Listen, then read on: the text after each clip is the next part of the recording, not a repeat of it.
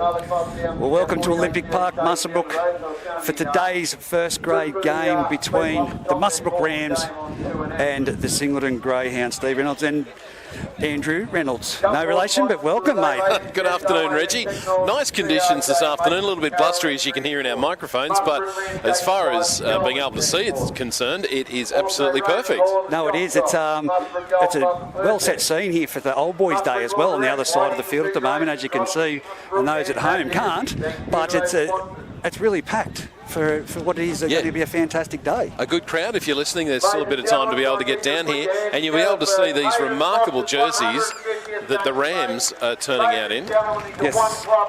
Of course, it's going to be very difficult for us to commentate, given that it is that they're wearing red and black jerseys today, mate. We will do our best, because of course that would be the week that they're up against Singleton, who are in the red and white. Why would you do that? Why would you do that to us, honestly? It's almost like they weren't thinking about us, mate. But for Muswellbrook at fullback, Jacob Button. On the wings, Callan Credlin and Dom Cooper. In the centres, Luke Gardner and Dennis Spathis. 5'8" Jordan Mulhere and halfback Josh Moffat. Chanel Mataudia and Wade McKenzie in the front row. Bailey Ellis is the hooker. Second row is Adam Grew, Toby Denya, Lock Jaden Rosberg, Kane Cabillo in the reserve bench with Bailey Carter, Chad Juicy also, and one to be named. Excellent side for the Rams, and lining up for the opposition away from home, the Singleton Greyhounds. Daniel Green at fullback, Jake McAway at number 2 on the wing, Tyler Atkins in the centre with Gabriel Staffer. The other wing is Jason Fordham. The 5'8", it's great to see him back actually for Singleton. He hasn't been there all year. Chad Solomon. The halfback is Max Andrews. In the front row, we've got Matthew Gamis. Number 10, John Douglas. The hooker is Brock Jerkins. In the second row, Blake Trees in 11. The old warhorse himself, Luke Gardner, in number 12. Ethan Andrews locking the scrum, if they still do that these days. Number 14, Nick Cox. Number 15 is Tom Donoghue. 16 is Jake Smith. And 17, Nelson Gardner. That is your Singleton Greyhounds this afternoon. And it's fantastic. The Muswellbrook Old Boys, of course, the same as what we called last week with the Denman side. The Old Boys making their way over for a tunnel. Fair in hand, I think, for every one of them, pretty much. Pretty much, yes.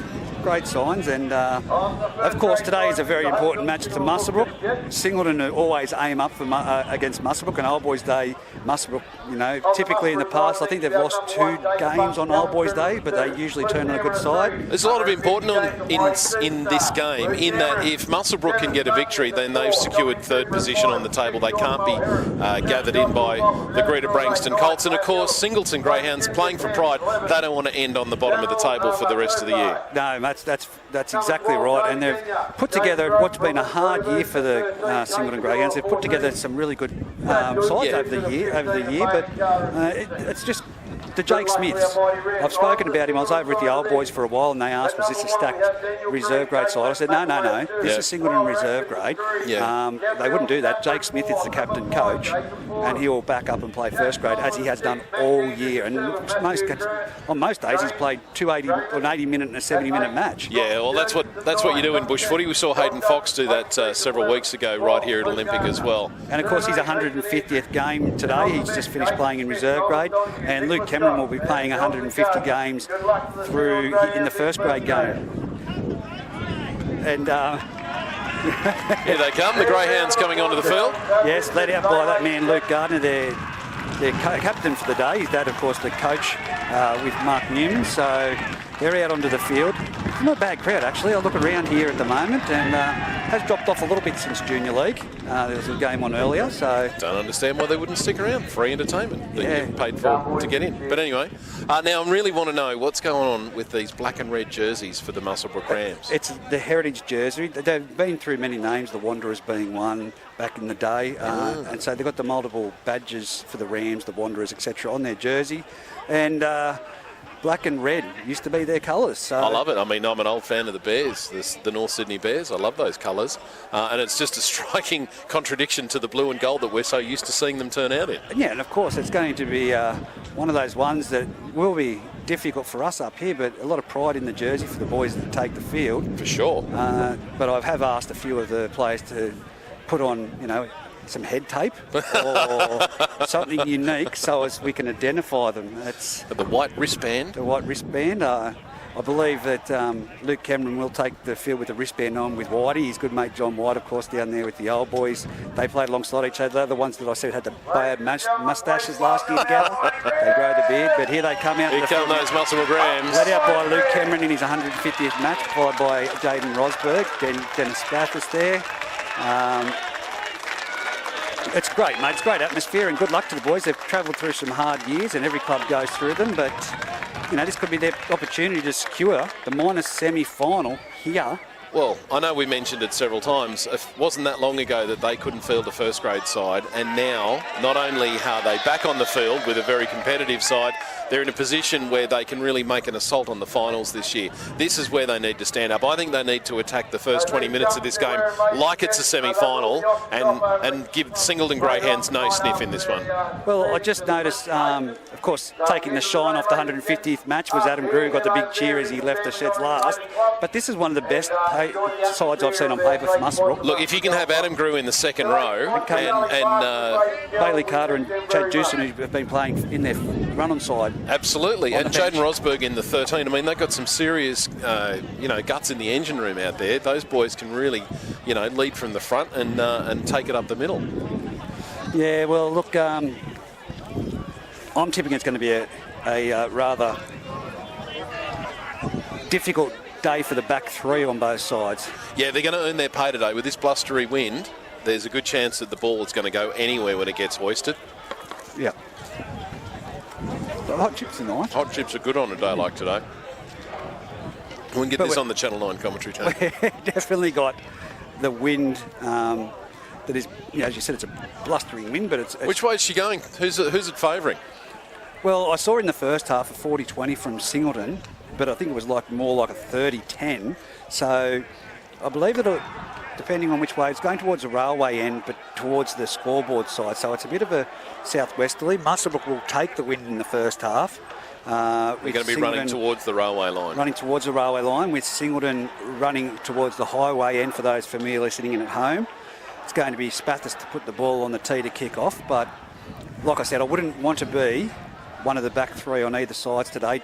Yeah. Jacob Button back at fullback. Did see Bathurst. He had a blinding match against Denman last week. He's been a really good player, really good pickup for the Rams. I'm really looking forward to something that he's going to do. Always happy to see Grew out there for the Rams as well. Expecting big things from this team today. Well, let's just hope that we get things underway and there's no stalling and the referee lets things go. Here we go. Bathurst kicks off.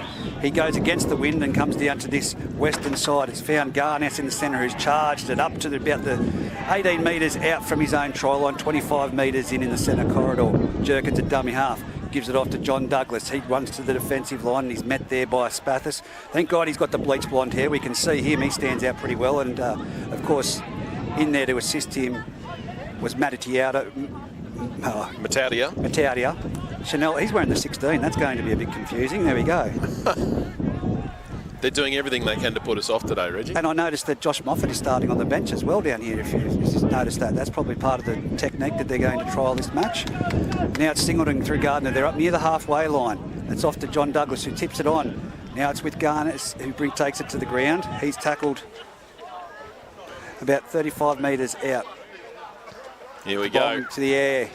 It's going down to Dom Cooper. He takes it on the full. He's had a bit of a hit and miss back there on that right-hand edge for Muswellbrook this year, but that was taken sweetly in the breeze. Now it's Jacob Button on to Chanel Matautia, who runs it towards the defensive line, and he's hit there. It's a bit sideways from a bloke his size. You'd want him just to be heading up straight up. Well, he wound up last weekend, let me tell you, and it was great. Actually, that's Chad Dewson starting. Sorry, my apologies to Chanel Matautia.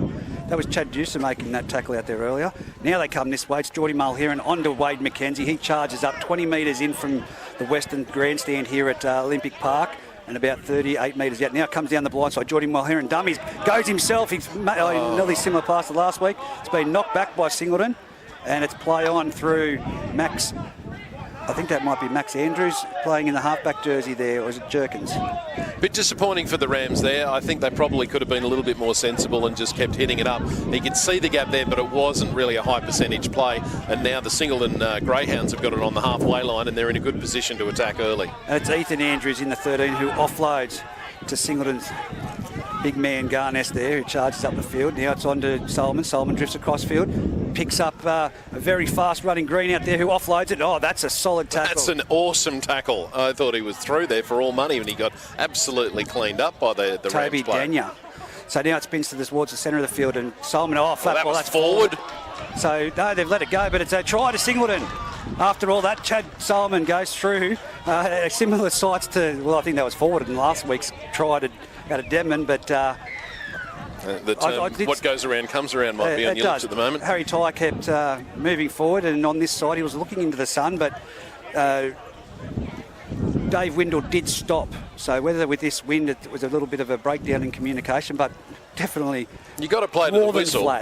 More than flat is fair to say. You got to play to the whistle. Number of the Rams players sort of stopped and looked at both the referee and the sideline to see if they were going to make a call, and they didn't. Singleton played on, and they've got themselves a try underneath the post. Chad Solomon, of course, the number 6, now to convert his own try right in front. And as I said, that wind is playing havoc, but... Irrespective of the try, I think the Rams would be a little bit disappointed because they invited the Greyhounds down here far too early. If they'd have just played a little sensible football and kicked it down the other end, they wouldn't have invited them in.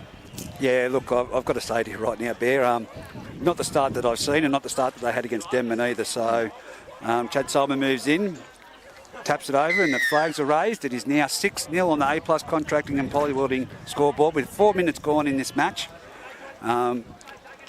Against the run of play, but like you said, you've got to play to the whistle. That's the number one key. Saw Chanel Matauti with his arm out pleading to the referee and touch judge, but here we go with Spathis with the kick-off. Might have been going for a captain's challenge, but unfortunately.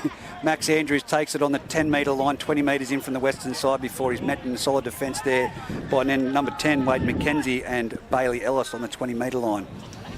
Jerkins in a dummy half. It's gone off to Garness. He's up the middle of the field.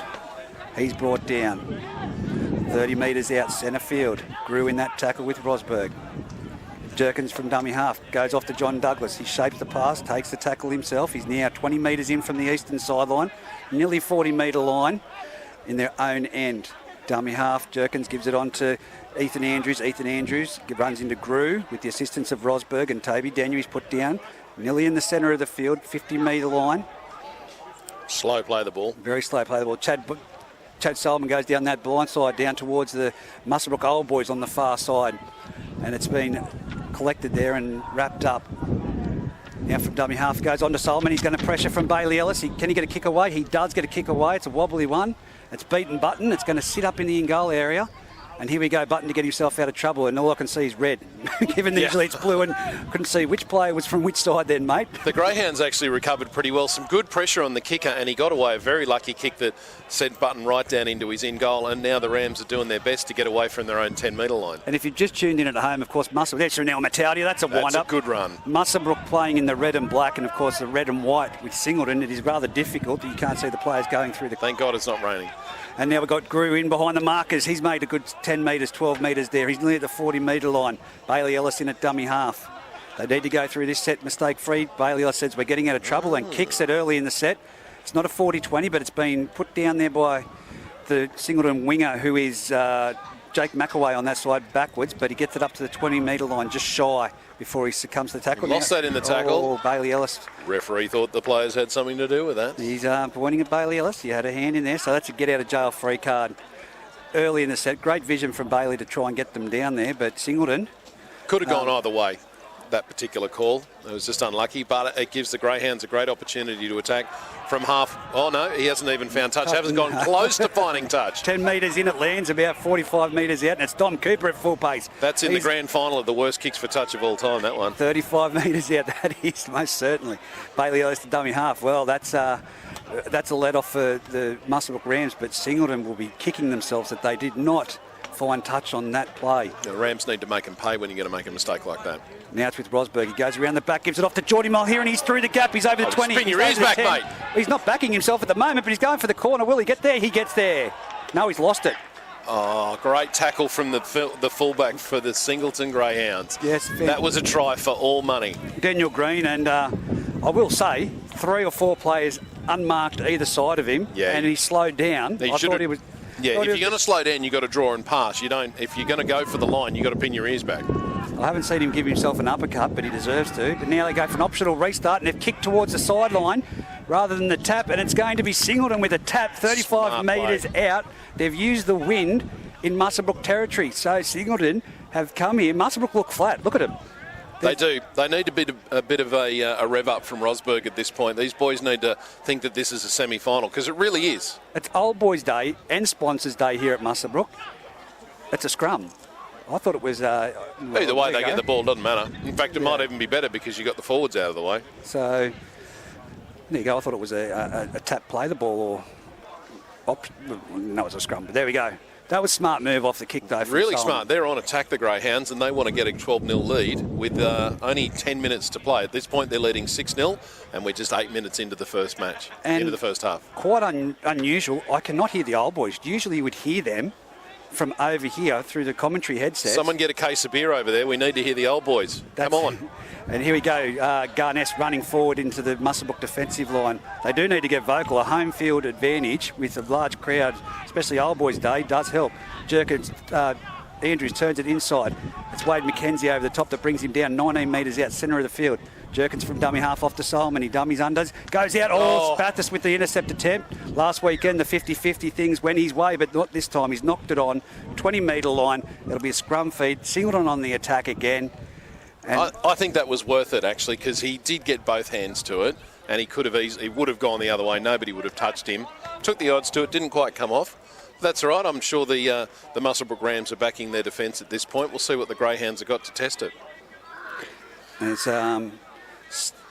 Solomon's looking athletic I tell today. You what, he's steered this team around really well in the opening exchanges, and he could be the difference. Off the base of the scrum, it's gone out to Max Andrews. He cuts out and gives it on to Green. Green, tries to go over one, but he's brought down. Sorry, that is Gabriel Staffer.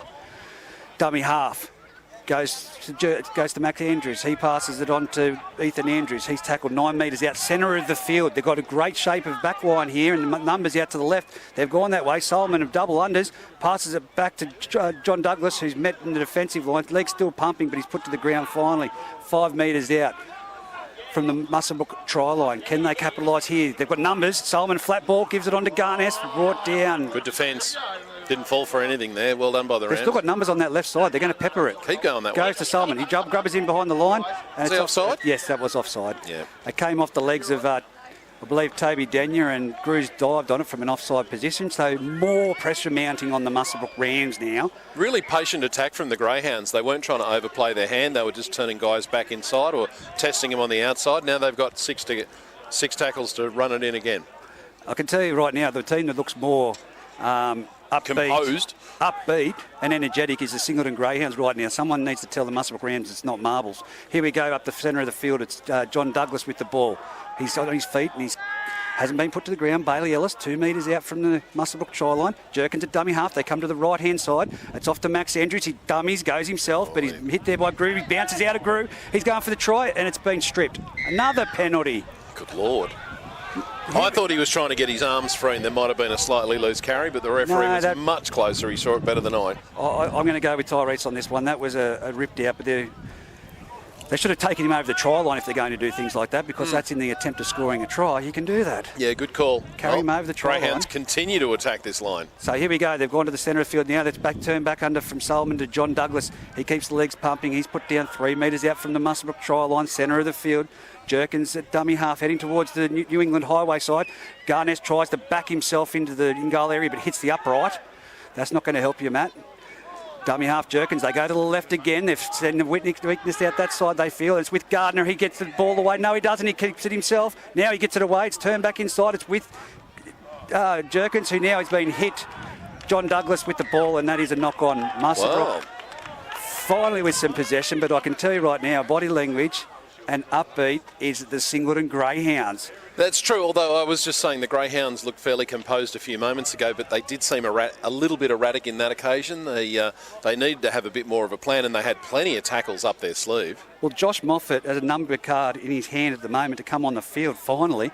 Maybe that's what Muswellbrook's missing, that direction. Yeah. Did he arrive late for the game, perhaps? He may have. He may have had other commitments. I'm not too sure, but That'll be interesting to see what difference he makes when he gets out here, young Josh Moffat. From the base of the scrum, Bailey Ellis gives it to Jewson. Jewson runs across field and he's tackled and put to the ground on his back. Thrown up by himself. 3, Gabriel Staffer. No support there. Max Andrews. Here goes Bailey Ellis from dummy half down this side of the corridor right in front of us to Luke Cameron in his 150th game. He's about 19 metres out, plays the ball back to Ellis, who gives it on to Spathis. As I said to you, mate, last weekend, blistering and barnstorming game, and you've just seen that run there, 11 metres gained. That's not bad from a centre to come in and take it up like he's a second rower. Where's his front rowers doing the same thing? Well, here's Grew. And he plays the ball back. Sorry, I've just been distracted. The referee's trying to get my attention downstairs. Yeah. Don't know what, yeah. But anyway, Wade Something McKenzie. to do with a lawyer, I believe. Wade McKenzie. Yes, and Muswellbrook get a that's what they needed. well-milked penalty there. Jerkins and Maxie Andrews laying in the ruck on the last tackle too. That's a coach killer. As now we'll see Muswellbrook go on the attack. Josh Moffat to put it into touch and he kicks it out. Let's see what Moffat can orchestrate now to try and get the Rams back on level pegging 26 minutes into the game, and it's the Singleton Greyhounds leading at Olympics 6-0. What a great run that was. Chanel Mataudia, fantastic run straight up the centre of the field. Ellis jumps from dummy half, off to Rosberg, flat ball onto Wade McKenzie, he runs into Luke Gardner and is taken to the ground. Muswellbrook 15 metres out, heading towards the train lines at Olympic Park. Mataudia is still on his haunches after that run. Josh Moffat onto the field and he tips it onto Toby Denyer. There we go. Denyer, well, not quite underneath the post, but close enough. And that's a try to the Muswellbrook Rams. Josh Moffat straight on there and makes an impact. Indeed, although that was all started by Mataudia with an absolutely destructive run. Well, sadly, he's still laying down on the field. Hopefully he doesn't come off because he's been the go-forward man. Oh, no. Oh, no. Where did our players list go? We're going to need that. We're going to need that back up here. The wind is increasing. The Muswellbrook Rams striking back with a really well-orchestrated move. Greyhounds very much caught short on the open side there. Yeah, and look, as I said, why Josh Moffat didn't start the game, I'm yet to know, but... Interesting decision. I mean, maybe they thought it was going to be a bit of a forward battle early, but really it was only 10 minutes before they decided to throw him into the fray. As here we go. Thank you, Liam Anderson, for bringing that up. We will not let the wind take that away again. As it's still waiting for the kicking tee to get out there. Chanel Mataudia is still on. That's a bit ordinary. Tyrese might need to call signal time off here.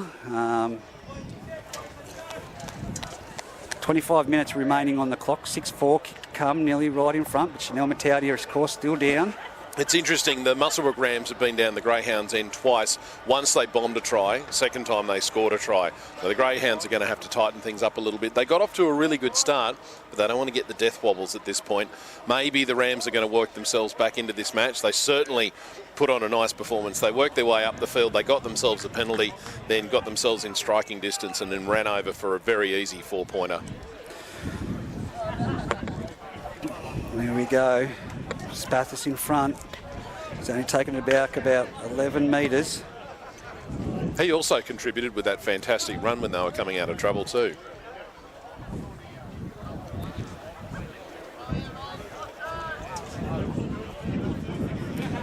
Here he goes. He's about to move in. Shouldn't miss this, should he? Oh, stranger things have happened.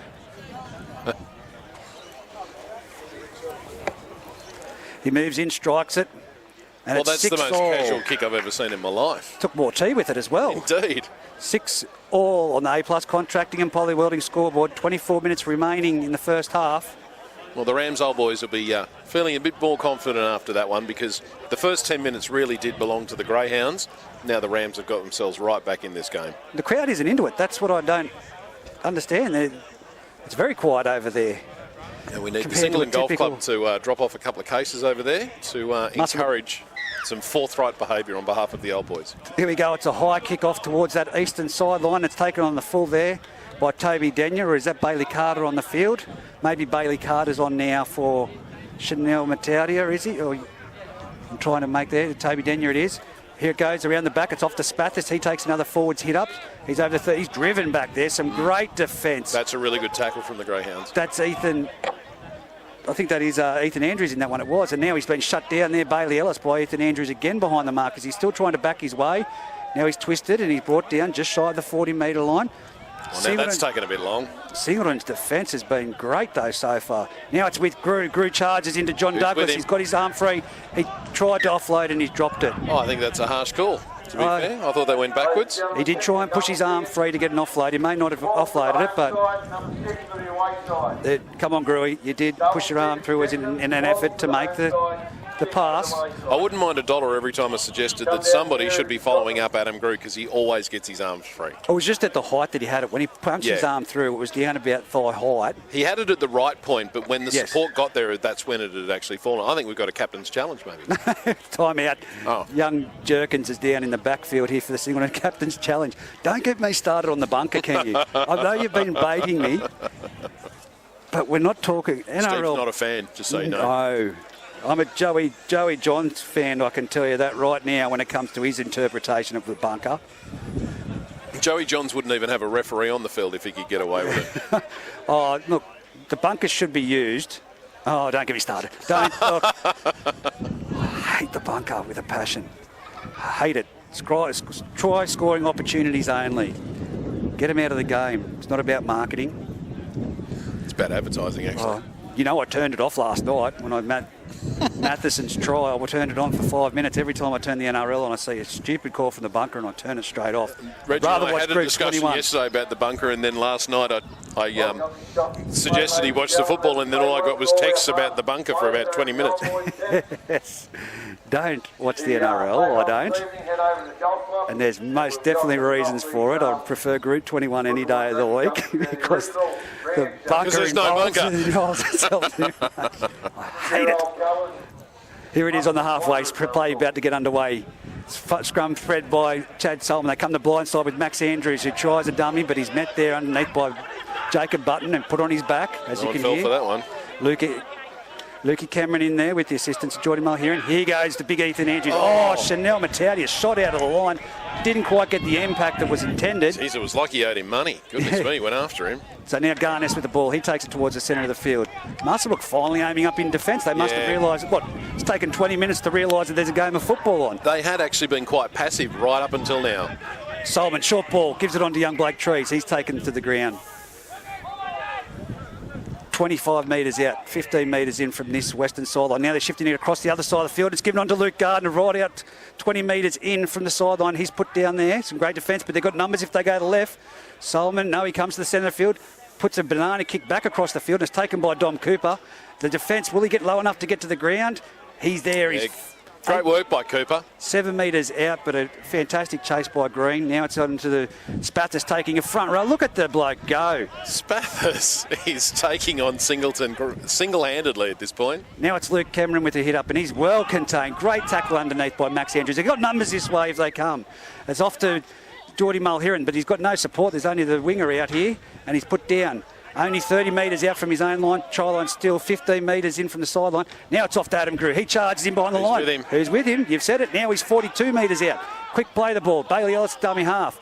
He punches it down deep towards the scoreboard side of Olympic Park, Muswellbrook. It's going to bounce.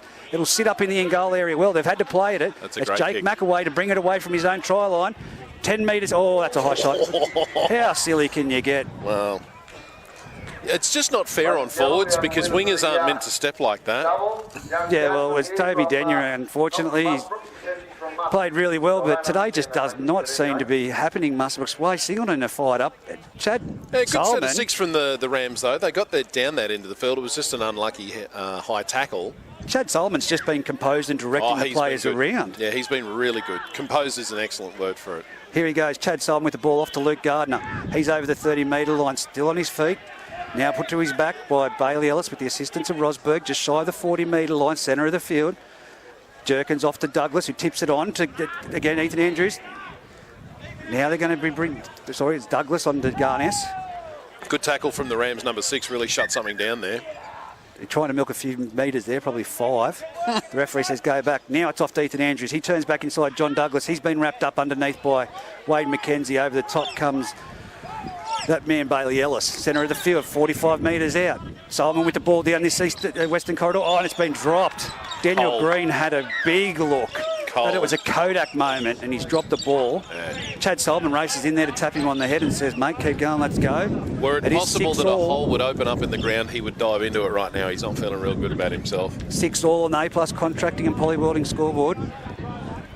This is where the points seem to come, though. When one team makes a mistake, the other takes an opportunity. Greyhounds are going to be on the 40-metre line. They're going to be down.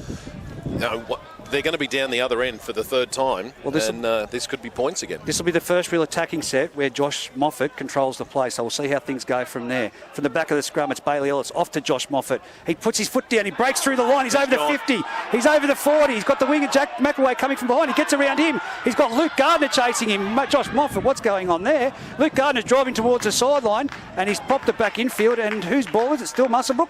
Play on. Rams have still got it. Jacob Good run down by Luke Gardner, though. He will remember that. Luke Gardner will be having bragging rights. Muswellbrook 5 metres out now from the Singleton try line. Well, as I said, Moffat, they've got to put it through the hands, but it hasn't. It's gone to Toby Denyer, and he's going to go in for try number 2 for Muswellbrook. Yes, it is. Tyrese Anderson points to the spot to the right-hand side of the uprights here on the railway end. 10-6. Muswellbrook leading the Singleton Greyhounds, but I said this will be the first set. Yeah, well, we've pointed this out. Every time the Rams get within striking distance of the Greyhounds line, they either score a try or they bomb a try, and this is 2 times in a row. I honestly thought that it should have gone through the hands, but Denyer was closer to it, and he was very close to the line. He just submarined as quickly as he could and got it on the line for the points. Fantastic try, but you know what's going to happen in the Gardner household tonight. Oh, yeah, he chased him from the 20-metre line to the 20-metre line. Paul Lee is going to have to watch Luke just sit back and indulge in the moment he ran down a half-back. That probably happened about 8 years ago for him. Fantastic commitment, though, by the old boy. It is nice to see that. I mean, we're talking about a team that's been struggling. He had every reason just to pull up and pretend he had a sore leg, but he pursued and managed to pull him down. And like I said, it's that man that came onto the field. Chanel Mataudia now off, Bailey Carter on the field. But it was that man, Josh Moffat, that interchange that really turned things around in attack for the Muswellbrook Rams, because it was all Singleton. It really was. Chad Solomon is playing a perfect game of football, well composed. Yeah, but they just can't afford to make mistakes against a team that does have some quality. Mataudia has been really good with his go forward. It's unfortunate that he seems to have picked up an injury. But Bailey Carter is as big as his own heart and won't let the Rams down today. From right, similarly close. Almost identical spot. He's brought it back just a little bit further for the angle. Number 4, Spathis. Finally, I heard of someone from the old boys. The beer just arrived, I believe. As here we go, Spathis chips it over. The flags are raised. 12 points to 6 on the A+ contracting and poly welding scoreboard. 16 minutes to go in this first half at Olympic Park. And successful in that conversion, ladies and gentlemen, puts the Valley past the scoreboard. Muswellbrook 12. Wonder if we can get... With just over 15 minutes left on the clock. Maybe they need some spirits over there, I don't know. We've just got the beer there. Someone will have to send a message over and tell them to get rowdy. I love it. I don't care which club I'm at. Scone's really good for it. They get rowdy. Aberdeen get rowdy, but in a manageable way, I say that. Right. How was it at Denman last Friday? Yeah, it was pretty good. It was very vocal. That's what I like to see. The crowd was very healthy and in size. As Moffat takes it on the full off the kickoff, it's given on to Wade McKenzie. He charges back. He's over the 20-metre line. He's nearly up to the 30-metre line. 25 metres out, 26 metres out, 15 metres in from the old boys on the eastern side. Now it's on to Denyer. Denyer charges towards the line. He's met there by Garnes with the assistance, and he's still going forward. Garnes fell off, and he's nearly to the 40-metre line. He's 38 metres out, centre of the field. Bailey Ellis in at dummy half. Gives it off to Grew. He goes in behind the markers. He's gone to Jerkins, who brings him down around the legs. And over the top is young Blake Trees. Now it's on to Rosberg. He goes similar run in behind the markers. He's put down 45 metres out from the well over halfway on the fourth tackle. Now it's off to Josh Moffat. What can he do? He chips over the top.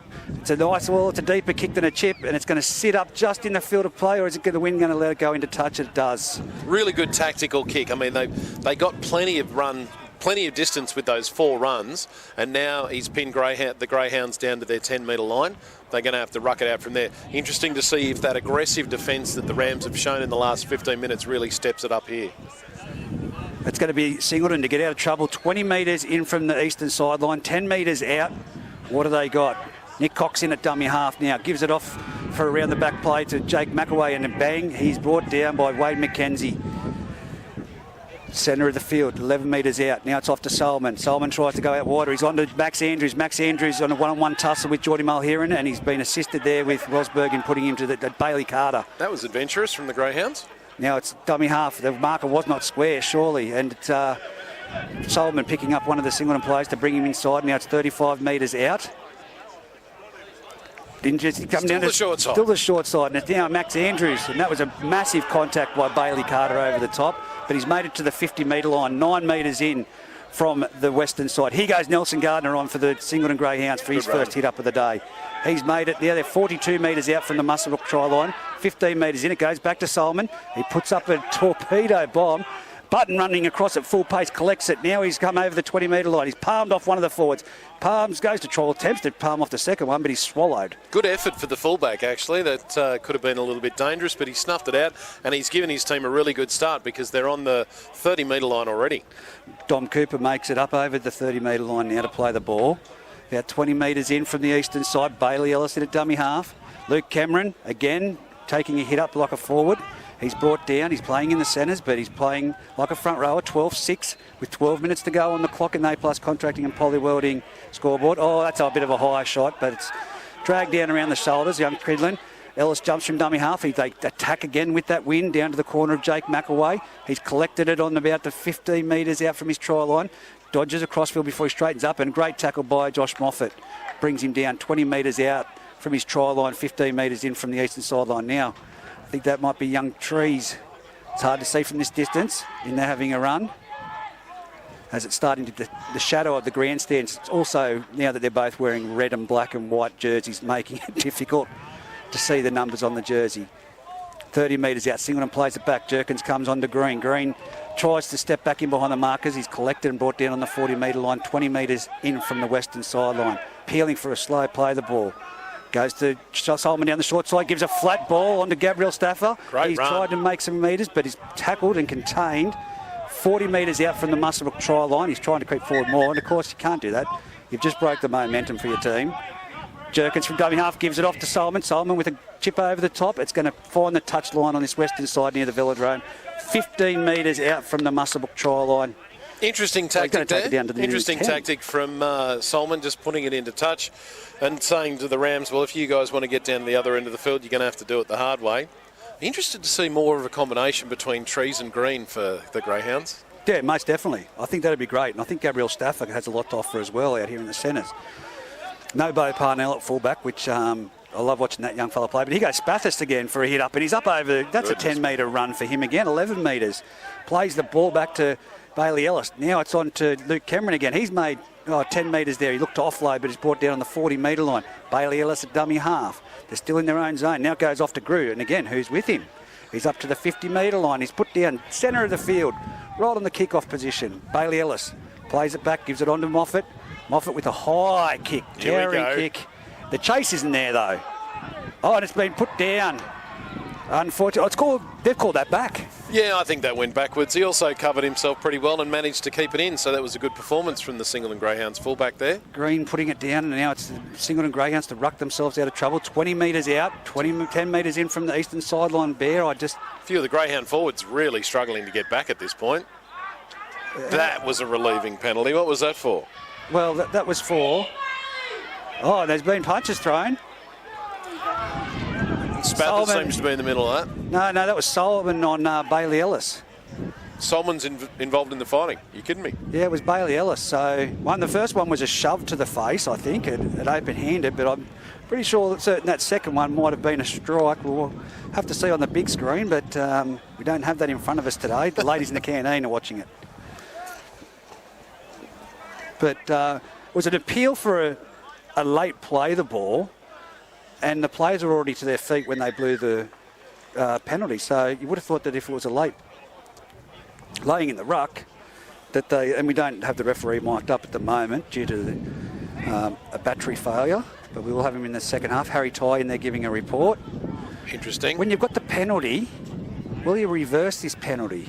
Well, once again, the Rams got themselves into some really good field position, and they may have given away another penalty and let the Greyhounds out, which is okay against the side that's coming last, but they're going to want to watch this when they get into the finals. You can't do this against the good sides. Well, Singleton's showing that they are a good side today. That's true. They're very much aiming up. That's true. I should owe them that. Bailey Ellis's call out here.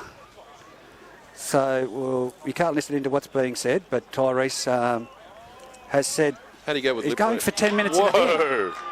This is silly. 10 in the bin. 10 in the bin for Bailey Ellis with 9 minutes 38 remaining on the clock. So you won't see him till the second half. He's arguing the toss. He got shoved off by Rosberg, told him to hurry up and get himself off the field. Okay, now Tyrese is going to call out Zach Solomon. Luke Gardner in there. We got a tip for Tad. Yes, 2 in the sin bin. Chad Solomon, I wish... the old boys were happy with that decision. So it's now 12 on 12 with Bailey Ellis, the hooker, left in the sin bin, and also Chad Solomon. Now, for me, Bailey Ellis, I'm not saying he's replaceable. We've got Button that can slide into dummy half, which he is now, as you see Spathis go to fullback. Yep. But the interesting part is Chad Solomon, except for that play there, has been the most composed person directing the play out. How does that change this dynamic for the Singleton Greyhounds? Be interesting to see. You got the number 7 for the Greyhounds really needs to step up in this case. Max Andrews has really got to be the man who controls the side. Let's see what he does. Well, there's been a substitution, and Jake Smith is also on the field right now. And Gardner, some great metres made there from Luke Gardner off that penalty tap. It's now with John Douglas. John Douglas tips it on to Nelson Gardner, I believe that is. Charging up the centre of the field. He's put down. 40 metres out from the Muswellbrook try line. Great metres. Jake Smith gives it on to John Douglas. He's playing like a 5'8" today. He's tackled 35 metres out centre of the field. Jake Smith at dummy half goes around the backs, finds Max Andrew, the halfback. He drifts across field, but there's nothing happening. He could have given that to save himself that pressure there from Geordie Mulheron and Bailey Carter over the top. Centre of the field. Jake Smith to come to this. No, he goes towards the eastern side. He's kicked it over the top. Moffat's racing back there to assist his fullback. He collects the ball. And he's going to give it to Spathis, but thought better of it. Well, this is where you want Spathis to have the hit up. That's probably why. Here it comes. Dom Cooper in a dummy half gives it off to Spathis. He's on his try line. He's over the 10-metre line now from that run. Now he's 15 metres out. Great for metres. Dennis Spathis, 20 metres in from that sideline. Now Grew in behind the markers. He's over the 20 metres. He's now 30 metres out from the Muswellbrook try line. Great run by Adam Grew there. Button gives it on to Wade McKenzie. Well, what a treble there. It's a good rumble by the Rams, although the Greyhounds are running up to meet them, and they've held them pretty well. They haven't got it all their own way. Here the Rams go spreading it out wide. And Bailey Carter is brought down 15 metres in from the western sideline, 45 metres out. Goes back to Josh Moffat. No pressure all the time in the world. Oh, now it's being pressured. Now he took too long with that. Oh, and then he frustratedly tried to go low on Nelson Gardner, waist tight. And Gardner wins that. Nelson Gardner, that is, wins that battle. Great take it slip by Nelson Gardner. That ball came at him. He wasn't expecting it. So Muswellbrook are in trouble now with its with Gabriel Stafford. He's 40 metres out from the Muswellbrook try line, 21 metres in from this western grandstand. Singleton again applying pressure to Muswellbrook. It's with Green, tips it on to Gardner. Gardner being a ball running forward here. He passes it around the back. That's out to the winger on the far side. He's going towards the try line. Will he make it or Spathis? It's a competition. He gets it down. There's no referee. There's no flag up. Did he get in? He got in, and I think that is a replacement out there on that far side. We'll see what this has been deemed. It's a try to the Singleton Greyhounds. Well done. Great speed out there. Was it? And all it took was one broken tackle and a fantastic offload to get it to the winger who beat the cover defence. And there were 3 Rams that got there. Thought it might have been close. Well, that might have been number 15, Tom Donoghue. I'll wait for it to come through on the speakers, but we couldn't see that number. Of course, the difficult to see these numbers with the Indigenous jerseys, of course, that they're wearing today. Very proud of their Indigenous jerseys, the Singleton Greyhounds, and well done for them doing it. But as you can see, the numbers really blend into that colour. But I believe it was number 15, Tom Donoghue. I could stand corrected, but what speed. So coming into half-time, it's 12-10 with a kick to come. From right on the eastern sideline. Nice try there, the young Gabriel Stafford. Gabriel Stafford, there you go. Well, wasn't he on the opposite side? He was on the other side of the field earlier in the game. So here we go. That's why it's thrown me off. That's from the sideline. You backing him in? I'm going to say Cox? no. It's Wind, well... Tough kick. 22 metres out, right on the sideline. There would be a stripe of paint. He kicks it, it's high. It's got the distance and it's just dropped in. Oh, just dropped below the crossbar. Deserves 1 point for that. Well done by the Greyhounds. 12-10, 5 minutes 40. Just a reminder, both sides are down a player each. Solomon off for the Greyhounds and Ellis off for the Rams. And the team that's taken the opportunity is the Greyhounds, despite the Rams possibly being slightly better for most of the half.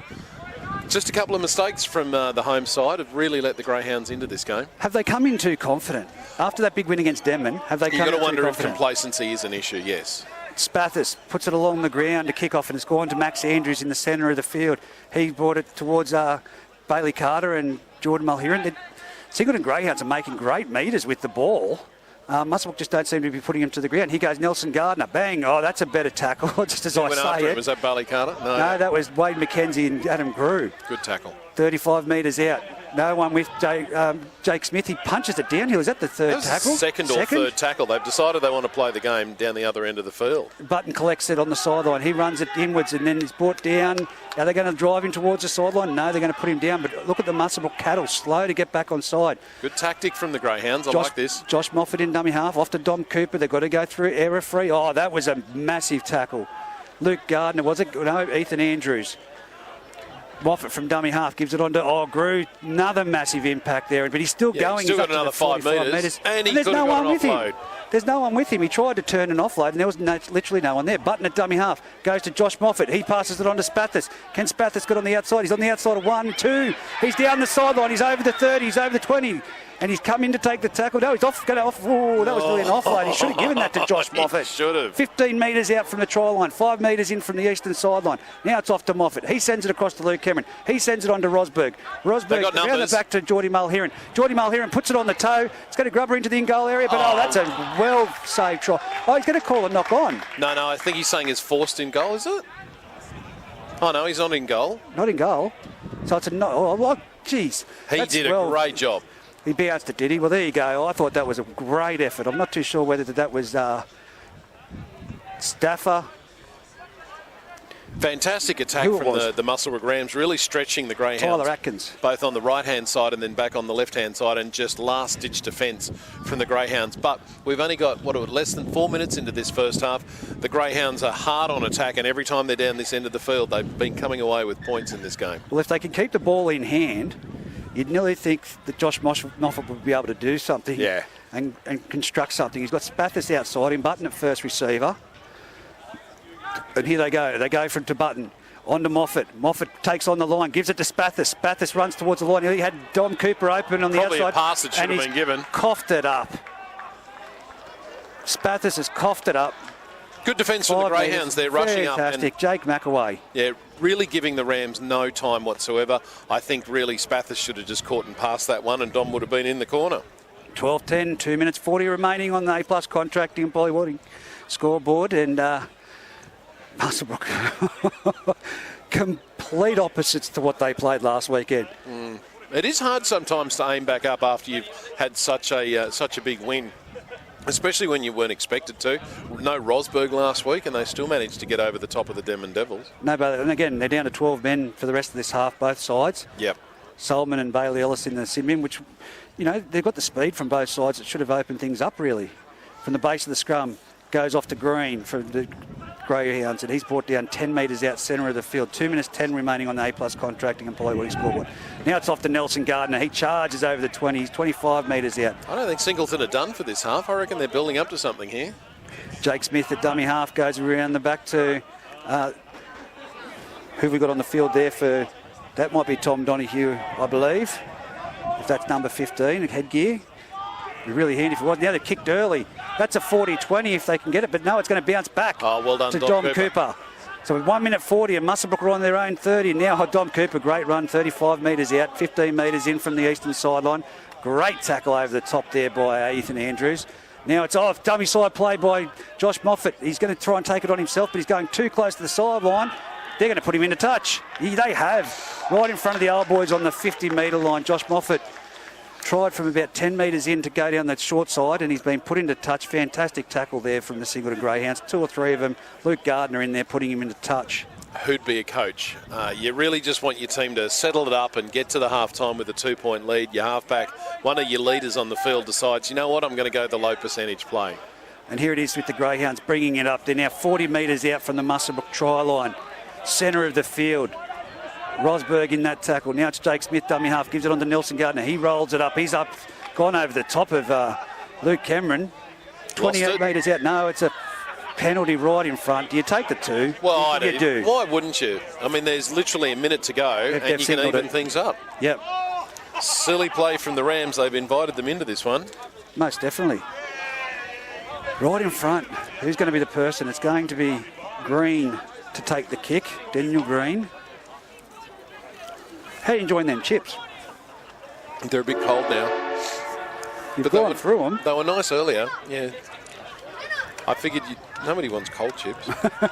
So Green with 12 seconds remaining on the clock to level things up going into half time.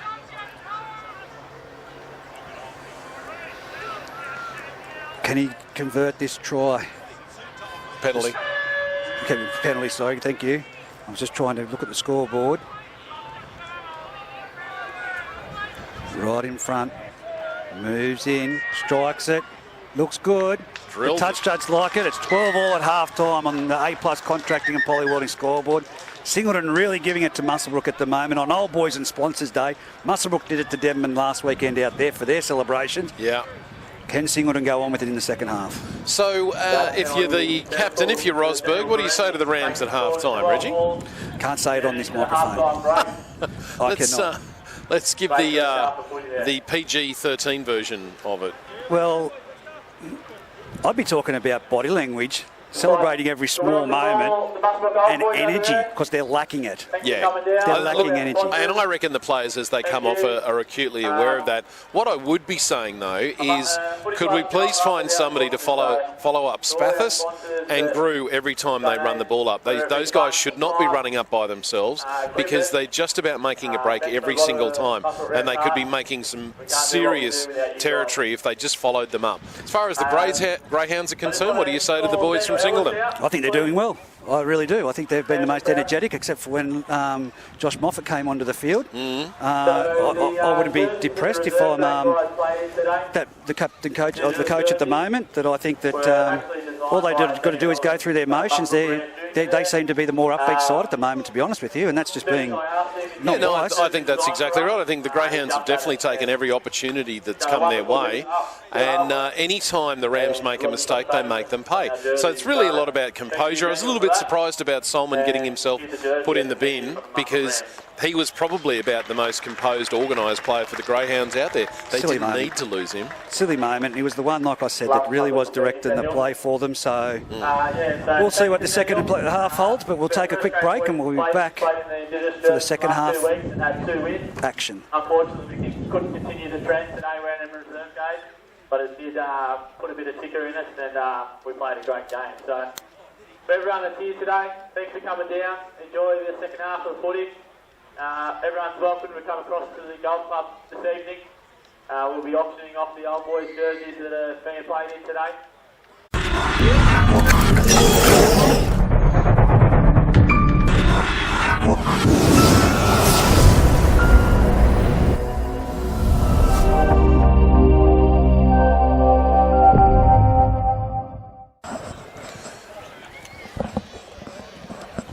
Good afternoon.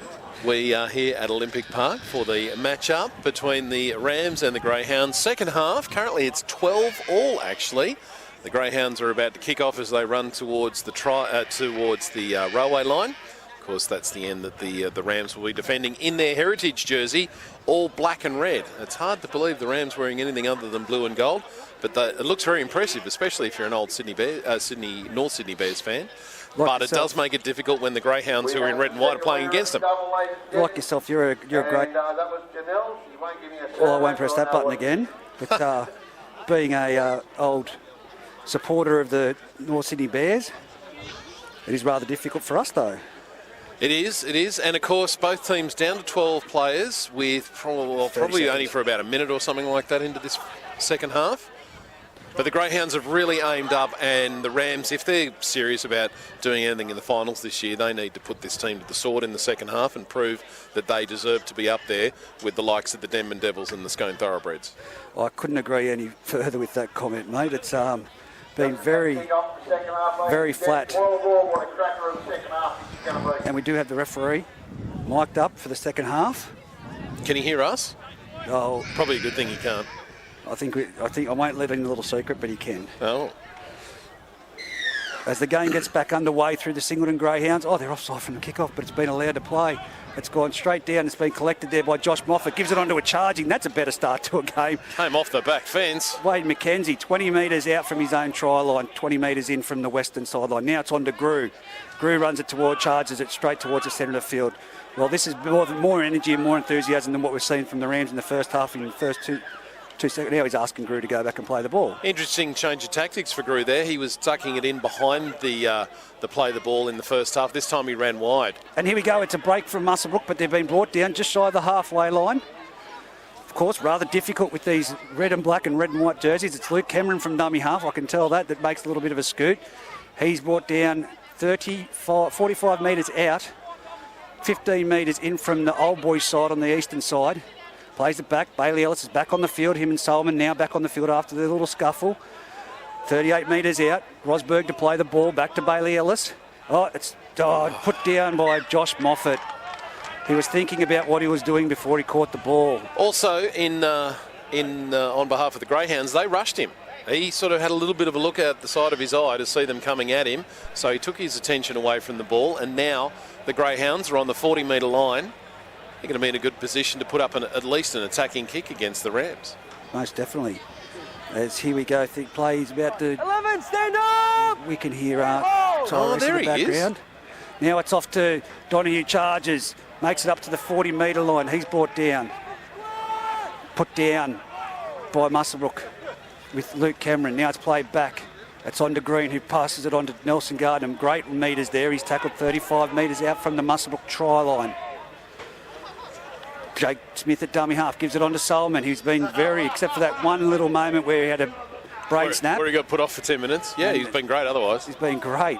Now it's on to Jake Smith, on to Solomon. Solomon shapes the pass that he unders, but he goes outside. Now there's a bit of a gap, but it's been closed by the Muswellbrook defence out there. And then Singleton Greyhounds are put down 15 metres out. Again, 12 all on the A+ contracting scoreboard. Solomon tries to put boot to ball, and it's been dived on there by number 11, Grew. Great play. Now they're 10 metres, 12 metres out from their try line, centre of the field. Josh Moffat at dummy half goes to Wade McKenzie down this blind side. He's made some good metres. He's tackled, and great defence there by Singleton, putting him down. I'll just turn down Tyrese again for a moment. As now it plays back in, and then it's Spathis again with another. Look at those metres that man makes with the ball. His leg pumping has been absolutely fantastic. He gets 10 metres every single time. Now it's off to Grew. Grew catches it just behind him, and he makes bumps off two. Now he's up to the halfway line and put down. I really want to see the Rams get into a position with their shape that Spathis can come from distance. He just hasn't had an opportunity to do that in the game so far. And Chad Dewson's back on that far side for the Muswellbrook round. Last tackle, 40 metres out from the try line. They're going back to Josh Moffat. He's pressured with the kick, and he puts up a torpedo. That's not a bad kick. They're going to allow it to bounce. It's going to be favourable to Daniel Green.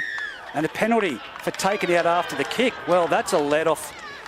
Coach killer. That was a bit dumb. Limping in the back play is Josh Moffat. Was that for the tackle on Moffat? Because I thought the player got to him pretty much as he kicked it. So whether it might have been taken... Hang on, we'll turn him up. He's already in the motion. Yeah, we've made the call. Sit him late. You tabby? There we go. Forgot we had him to talk to him. And the Rams have decided, instead of kicking it from right in front to get a 2-point lead, they're going to go for the try. Well, I think they need to. And it's with Bailey Ellis, who taps it and goes himself, and he's tackled 1 metre short of the try line. Nearly managed it. Dummy half, Rosberg. Goes himself from dummy half, and there was no one there, and I think he's got there. He's over for a try. Big man, very hard to stop from that close. You'd have to have three of your biggest forwards down there to try and stop him under those circumstances. And that's a try to the Muswellbrook Rams on the back of a late hit on Josh Moffat. I think the player was committed, but I agree with that. See. Interesting, Ellis has got up and seems to be limping just a little bit. Yeah. coming in and I'm getting told to go. Hold on, chase it. Just trying to see if anything was going to be asked of the referee. Well, the referee's out waiting for the kick now. Yeah, no, but I just thought that perfect opportunity to have a further conversation and slow things down. But 16 points to 12, 35 minutes remaining on the clock. Now, correct me if I'm wrong, I don't think Dom Cooper has come out for the second half on the wing for the Rams. I can't seem to see him out there. Down here on the bench, I think that's where Chad Jewson's gone to. Yeah, right. And interestingly enough, we've got Toby Denyer, Adam Grew limping to the sheds. That's not good. Toby Denyer limping down here on the sideline as well. So there is only 2 people with Toby Denyer taking a seat on the bench now for Muswellbrook on the bench. Of course, this was the Rams' biggest Achilles heel last year, is they got short on the bench. They could get themselves into winning positions, but they just ran out of juice. So is that going to hurt them on this occasion? This is the game that they need to win. If they take this game, they secure 3rd place and get themselves a home semi-final. So if not, there's a lot on this game. So it is Chanel Mataudia back on the field for the Muswellbrook Rams. He did come off with that leg injury, so... Not bad if you can take Grew off and put Mataudia on. It's a handy swap. But he just doesn't look comfortable on his feet still. I'm just watching him there as Dennis Bathurst lines up to go in for the conversion. He taps it, goes over, and the flags are raised. It's 18-12. Muswellbrook leading the Singleton Greyhounds. 34 minutes to go in the second half at Olympic Park. Will the old boys fire up? That would be what gets Muswellbrook a bit of an extra advantage. I still remember the days of being on the sideline and some well-known Muswellbrook old boys, Scotty Collins, etc., just giving the complimentary sledging. That's a bit of humour. And, you know... Gentle encouragement. A home crowd, vocal, can really lift your side. Here it goes. It's been kicked off. It's caught by Josh Moffat. Given on to Wade McKenzie at full pelt. He runs straight into the fence. He's gone through Lord, too. what a great run. And he's up to the 30-metre line. Great run by Wade McKenzie, centre of the field. Greyhounds might want to kick a bit deeper than that. Bailey Ellis then comes to the blind side and it's gone off to Chanel Mataudia. That's how he loved to watch him run. He's up to 45 metres out and he's put down 20 metres in from this western grandstand. Doesn't seem to be compromised there. Plays the ball back. Bailey Ellis sends it out now to Bailey Carter. Bailey Carter up over the halfway line. He's got... Max Andrews on his back and he's brought down with the assistance of Tom Donoghue. They're appealing for a penalty. It's nothing. Mataudia and one of the Greyhounds were having a serious discussion there. That's Chad Solomon. Who'd have thunk it? So it's now out on the eastern side with Muswellbrook. They're going the short side. It's gone down that short side with Geordie Mulheron. He puts in a kick, but it's been deflected off a Singleton player. Was it played at? Chad Solomon and Chanel Mataudia still going at it. Out wide. It's a penalty to the Muswellbrook Rams for mouthing off. That's just silly play. Turned up the wrong one. Yeah. There we go. It was played at and kicked. Mark's here. That's that play. So it was played at, and then a mouthing back chat from the Singleton Greyhounds has given Muswellbrook a penalty. Now they're nearly 10 metres out. Great defence there from the Singleton Greyhounds, putting down Luke Cameron 11 metres out. Bailey Ellis comes to the open. It's given off to Rosberg. Rosberg's tried to. He's beat through 1-2. Well, they've got to give it to Mataudia to come out here. He's got Spathis on his outside. They've got to come right. But they're not. They've gone left. And it's been an intercept by Jake Smith. Off to play the ball. Now it's with Geordie Mulheron trying the one-on-one strip, but it's Jake Smith with the ball, and he's put down 15 metres out. Missed opportunity for the Rams there. They were all set and ready to go. From the Singleton try line. Now it's with John Douglas back in behind the markers. He's put down 22 metres out. Silly move. You were right. It was on out this way. Yeah. Now it's on to that. So that's John Douglas. That was the other one was Ethan Andrews, and they're put down 30 metres out. Bailey Ellis at marker, the crowd pleading for a penalty. Now it's off to Chad Solomon down the other side, out the old boys side, and it's Singleton making it up to the 40-metre line before they're not even put to ground. They're just standing there in the tackle. Oh, he's dropped that. But it's been late. Oh, he's dropped it in to play the ball, but it's play on. Jake Smith from 40 metres out puts the kick downfield. It's looking for a 40-20, but it's stopped by Sat Button. Up nicely. Button now over the 30-metre line, puts his foot down, and he's been tackled 35 metres out, 15 metres in from the eastern sideline. Coming around is Cridlin. Cridlin straightens up from a run from off the first receiver. He's put down 45 metres out, 20 metres in. Bailey Ellis at dummy half. Gives it on to that's not Callan Cridlin. That is Kane Cabillo, who's on the field for the Muswellbrook Rams. They're now 45 metres out, centre of the field. Not on side at all. Goes to Josh Moffat, on to Chanel Mataudia. He's run straight over the top of Solomon. Won that battle, but he's been crunched over the top. Solomon slowed him down for the other two to get there. Now it's a slow play, the ball. Yeah. Penalty given away. Mataudia just reminding Solomon of what just happened there. Yeah. I'm watching that. Gabriel Stafford. I think actually Mataudia is saying if you want to have a good meal, go to the golf club. And Solomon's not sure. He's just challenging him on that. I'm pretty sure that's all the discussion is. Well, whatever's been said, Chanel Mataudia is fired up. He did go over the top of He did, and I think he'll be taking... Here we go. Watch. Here we go. Mataudia was winding up. Left side. No, it's Bailey Ellis to go himself. Oh, that was a high shot over the top. Luke Gardner. Now it's given to Chanel Mataudia. He tips it on to Spathis. Spathis running towards the try line. He's taken down. Look at that. Just meters. He's been so good today for the Rams. He was great last weekend. Number 9, Ellis from dummy half. Well, that's got to be... That's a knock on. How's he meant to get a pass away? There we go. They went early. How's he supposed to get a pass away? Well, it looked like, if anything, I thought the Greyhounds player may have touched the ball, but he must have just hit the arm of the dummy half, who needs to be better if you're that close to the line. Chad Solomon, and it's a shame the backs are turned at the moment from the referee, because I'd love to hear what's being said there between Chanel Mataudia and Solomon at half, acting half. Well, the Greyhounds are still in this. There's plenty of time to go. What are we looking at? 26 minutes to go. They're only down by 6 points. They could get themselves in with a try if they keep their composure. They can score points against the Rams. From the base of the scrums, it's given off to Max Andrews. Oh, and they've dropped the ball to Singleton Greyhounds. Now to play on with the Muswellbrook Rams. Geordie Mulheron with the ball. He should have used it. He's beaten 1, beaten 2. Now he offloads it. It's with number 16K. And it's going to be Chad Dewson making his way towards a try line. He's over. They've just thrown off and watched. Goodness me. So there we go. It's Muswellbrook in for a try. 22 points to 12 on the A+ contracting and polywadding scoreboard. Well, he was Just the out of little nothing. engine that could. I mean, he just kept bumping into players and nobody was really committing their shoulders to try and stop him. He just kept going and going, pumping those legs, and found himself over the try line and put it down. Is that the try that puts the end to the Greyhounds' effort this afternoon? As you can see in the background here, Chanel Mataudia fired up. He's way out from the play. The trainer talking to him. He is massively fired up. I'd love to know what was being said out there. We should mic him up. Switch the mic. No, if we're going to mic anyone, it's going to be Chad Solomon. Now it's 22-12. Kids won't be able to listen, but... Kick to come, 22-12 on the A+ contracting and polywadding scoreboard. Now, Spathis has had some pretty easy kicks. This is his most difficult kick of the day. Yep. He's been very casual with all of them so far. So it'll be on the eastern sideline towards the Gold Coast golf course for those at home. Yep. 23 metres out and about 8 metres in from the sideline. Looks like he's on the 10-metre line on the inside. Yeah. So it's going to be a decent kick, although that gusty wind that we were dealing with earlier on has disappeared completely. These are beautiful conditions to watch football. 22-12. If he converts this,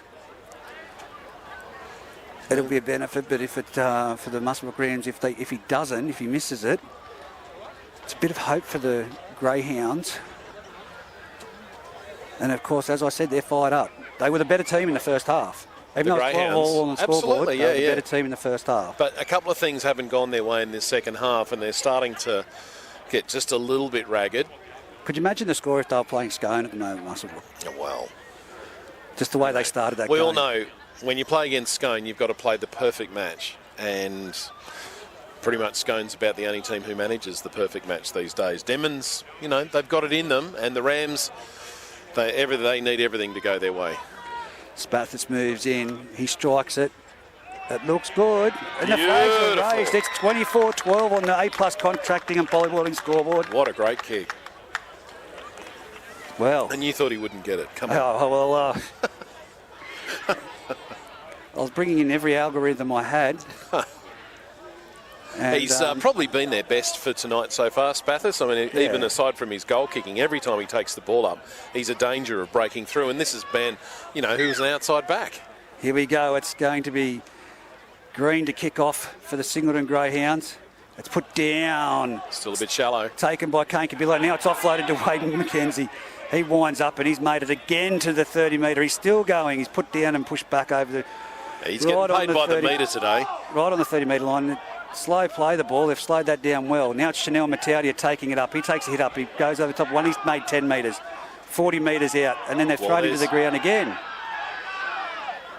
Now it's off to around the back to Bailey Carter, and he's made some good metres. He's up to the 50 metres, 10 metres every run that they've had at the moment.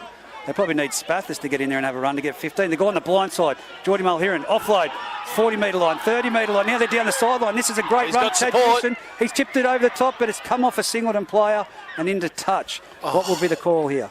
Not play that. It wasn't play that. No. Tyree saying no. Let's not play that. Let's not play that. More's the pity because he had 2 men on his inside. He went for the glory play with the chip over the top. He should have passed it to his right. On the 10. There we go. That would have been a fantastic try. Geordie needs to reassess himself after this match because there's been a number of plays where he's just taken the ball on himself. Out from dummy half. Now it's on to Ethan Andrews. He's made some good metres. He's looking for support and there's no one there. Wade McKenzie comes again and puts him down. Nearly, 18 metres made in that run from Ethan Andrews. Now another run from the Singleton Greyhounds and they're tackled 35 metres out, centre of the field. Rosberg in that tackle. Slow to play the ball. McAway, I think it is. Now it's Solomon turns it back inside. I don't think he wants a part of Chanel Mataudia. Chanel Mataudia was lining him up then. Don't understand why. Now it's the Singleton Greyhounds. Now it's with Solomon. He runs towards the line, offloads it again. Chanel Mataudia right in front of him, but Luke Gardner put down. Great tackle from Spathis. I want to see that battle. Now it's on to John Douglas. He goes in behind the markers. He's made some great metres. He's 35 metres out, 12 metres in from this western sideline. Last tackle goes to Solomon. He steps back in. He's going to go at himself. He chips over the top. And it's going to be a penalty. Yeah, that's a penalty. They've been going at each other. And, of course, Chanel Mataudia couldn't help but put that last hit in. So on the last tackle, he gives away a penalty. Who'd be a coach? Well, they've been going at it. That was actually smart play by young Chad Sullivan. Yeah, by Solomon it was because he knew that Mataudia wouldn't be able to help himself. But if he'd have just stayed clear of him, they would have got the ball back. Yes, now it's Singleton on the attack. Nelson Gardner's up to 10 metres out, centre of the field. Great run. They've got numbers to the left-hand side, the Singleton Greyhounds. This is the way they come. And then they go across field, trying to turn it back under, and they're brought down. Only metres out from the goal line. Singleton from dummy half. Jerkins gives it off. Now it's an inside unders play, and they've been trapped. Great defence there by the Muswellbrook Rams down there on the far end of the field near the goal, near the railway lines. Here we go. Got numbers. Oh, they've got numbers. Max Andrews tries to take it on themselves. The scoreboard has stopped. How long have we got to go? Does it say 8-0? 23 minutes left. The Greyhounds chipped it in. Stacks on the mill, and they managed to get it down. So the Greyhounds proven they can hit back against this side. And as I said, they need those 2 points. 24 points to 16 with the kick to come. Despite the scoreboard saying 8-0, 3-0. No, it's going up now. Oh, there we go. 1, 2, 3, 4, Somebody 5. sat on the reset button, I guess. So 22 minutes left on the clock. We're just getting the score up there, and it is 24 points to 16 with the kick to come. Is that time right? Yep. Okay. So once again, the Rams made a mistake, invited the Greyhounds into their, attacking 20, and the Greyhounds have taken advantage of it, proving they can score points against this side. And the Rams just need to be a little bit smarter because they're not the defensive wall that they really need to be. Well, that was lack of discipline from Chanel. He played right into Chad's hands. Someone overrun when he tried to put the pressure on the kick from Muswellbrook. And he's had to go at himself, chipped it with plenty of time, and Chanel just stuck his left arm out, collected him and put him down. Discipline is a really important part of winning matches. So we'll see what the Rams can come up with because they have actually been the better team in this second half, but they haven't got it all their own way. Strikes it, and he's waved away. 24-16. 8-point ball game on the A+ Contracting and Poly Welding scoreboard. 21 minutes remaining on the clock. Singleton just that last try. Long way to go into the final quarter of this match. Ooh.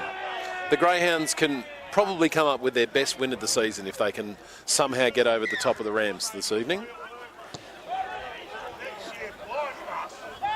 Now that's a kickoff. Now it's right down on the dead ball line. It's going to be collected and ran straight back into the defensive line. It's Spathis, is it? No, it was Luke Cameron making that shot. 5 metres out from the try line. Now it's with Delson Gardner. Great meeting is. He's nearly up to the 20-metre line. He's been good tonight. Dummy half. I believe that might be Jerkins back out there. Now it's out to Luke Gardner. Luke Gardner gets tackled by Bailey Ellis and Chanel Mataudia. Chanel Mataudia hunting across field, of course, looking for... And now it's Jerkins from dummy half. Had to go himself. All the players overrun him, and Button puts him to the ground in the centre of the field. 35 metres out. They're heading towards the railway end at Muswellbrook.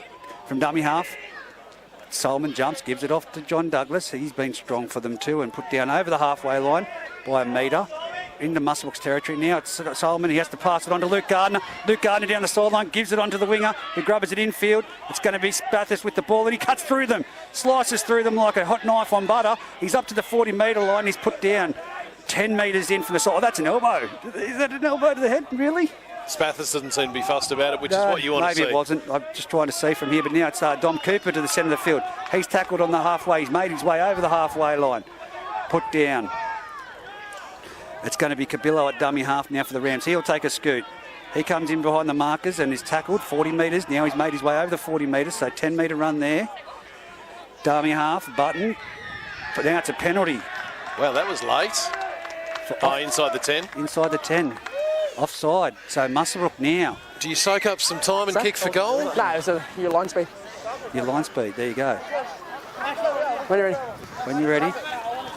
Tyrese says there, so it's a Muswellbrook penalty, 39 metres or 29 metres out, and that's nothing kick from Bailey. He made sure of it. We saw one earlier in the game that didn't get anywhere near the sideline, so better to get it there than not. Jewson to take the tap. He taps it, offloads it to, I think that might be, is that the halfback or is that Luke Cameron out there having that hit up? Good play of the ball. Nice Jordan quick. Mulheron. Now it's off to Rosberg, turns it back into Wade McKenzie, but the defence is there to match it, and he's brought down 5 metres out, centre of the field. Come right. They go left. Now it's with Rosberg. He tries to take the line on himself, and he's over. All right. Try to the Muswellbrook Rams. Rosberg, a Give little it to bit the of skipper.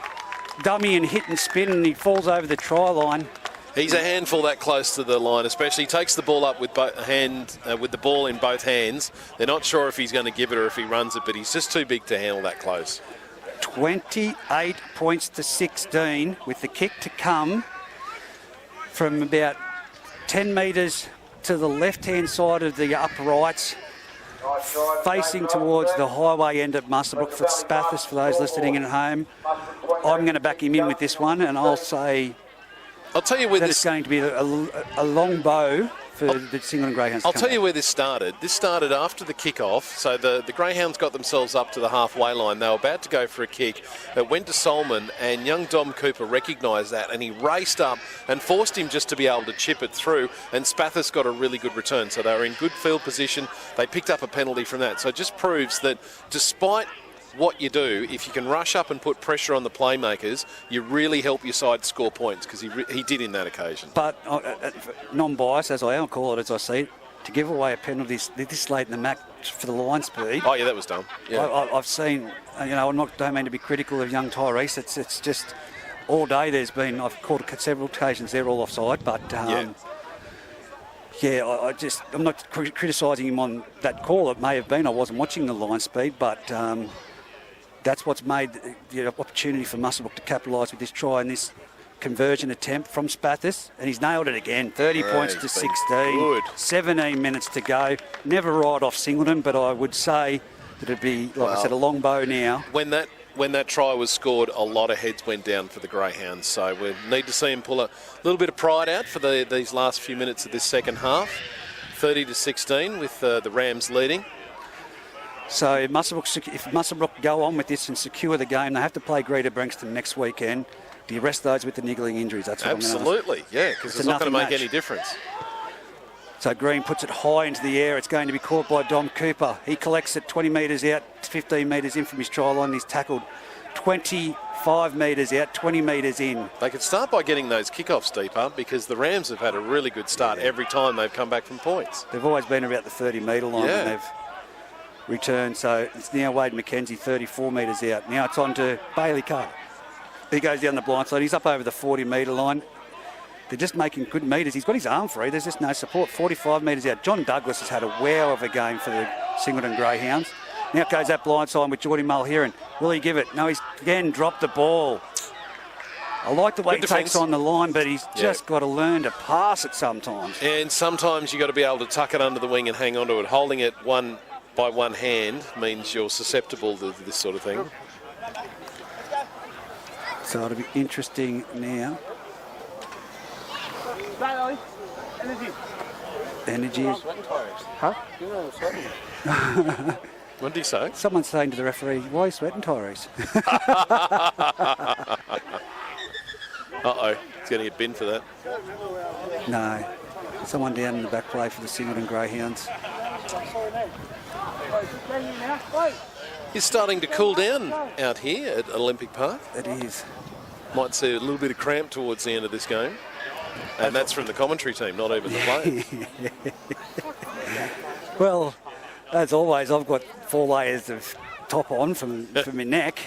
And happy to tell you that I wear 2 pairs of socks and a pair of thermals underneath my jeans all the time because I don't really feel that cold when I'm down here. Glad I wore the beanie tonight. But it's going to be someone out here, they're having a chat to... We were talking about it before. If the Rams do continue with this victory, they'll be taking on Greater Branxton next week, but they can't be moved out of 3rd position. Do you send the reserve grade side out in the... Oh, why not? Give Peter Cooper a final run in 1st grade. He deserves it, the old warhorse. Yeah, that's an option, and I'd be, it's not, The last thing you want to do is a Rosberg or Spathis Chanel. or Grew or Chanel to pick up an injury as you go into the finals, because those guys are essential. Great run. Singleton nearly break through off the scrum, and they brought down there Wade McKenzie, last-ditch effort. And there you go, Chanel's down. He didn't make much of an effort there, but he's down the halfway line. Now it's Singleton with the ball. The ball's gone behind them. It's with young Tom Donoghue. He straightens up. He goes through Bailey Ellis. He offloads. Gets a great offload. And got dumped for his truffles after that. Oh, that was a massive shot there over the top. Chanel Mataudia on... Hello. The ball's gone right behind all the players at the moment. It's back to the 40-metre line. Singleton jump on it, and does he knock it on? Is there a lost ball in there? No, I think he just slipped as he was trying to get up. 42 metres out now. They've lost a lot of ground. Now they give it to the man that'll get them forward, and that's Nelson Gardner. He's been great tonight, every time. 45 metres out from Muswellbrook's try line now. Young Jerkins at dummy half, gives it off to Solomon. Solomon drifts across field, finds a wide cutout ball to Luke Gardner. Luke Gardner with the ball up against Bailey Ellis. Bailey Ellis is around the legs and pops it back to miracle ball. Solomon then offloads it, and now they've put down 30 metres out, 20 metres in from the grandstand here at Muswellbrook. Last tackle. It goes to Solomon. He puts a little kick in. Is it going to find? It's going to find Spathis. Will he make any metres this time? He goes round 1, 2, 3. Now he's 4. Is he covered in spiders? What is going on? Only sideways he went, but he got rid of 4 players. He's taken it towards the uprights and he's put down. Now it's with Dom Cooper. He brings it forward. He's taken down with some solid defence from the Singleton Greyhounds. Nearly 20 metres out from his try line. Button then gives it on to Cridlin. Cridlin runs towards the defence. Mataudia getting another break. And number 12, I think it is, has come on. 12 or 17. That'd be Toby Denyer that went down earlier. Now it's on to Bailey Carter, who just knows one way, and that's straight and forward. He's nearly at the 40-metre line.